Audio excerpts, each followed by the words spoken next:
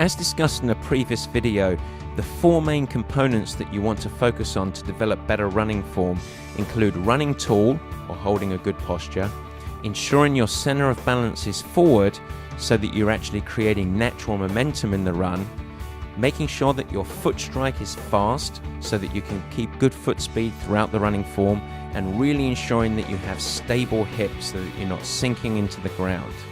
Let's talk about some of the cues that can help you during your training and during your racing so that you can maintain or improve those. These cues won't work for everybody. You should try and play around with them, and you might even think about others that really give you positive feedback or keep your mind and your body flowing in the direction of one of the 4 components that you really have to work on. The first cue is actually a global cue, and it sounds really simplistic, but you have to have happy floating thoughts. A powerful and important part of improved running is positive and proactive thinking. If negativity fills your mind, you will, I promise, experience poor posture, sinking hips, and a loss of leg speed. Let's think about running tall. To help you with good posture, you want to think about almost getting lifted in a harness. To stop you from slouching, you want to think about your legs hanging as you're just being lifted off the ground and floating. There are a couple of things that you can think about to ensure that your center of balance is forward in front of the hips. Some people like to think about standing on the edge of a tall building where you just stand towards the edge and you lean forward where you just feel like you're about to tip off the edge.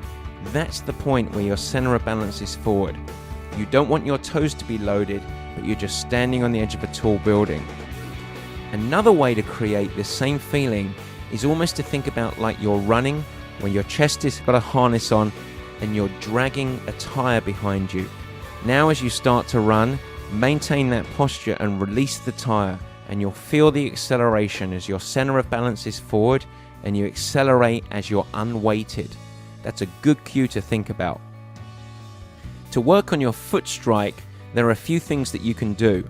I'm a big fan of athletes running with music, where you can find a fast beat and a rhythm to keep your foot speed up there. You can also become a little bit more technical and use a tempo trainer.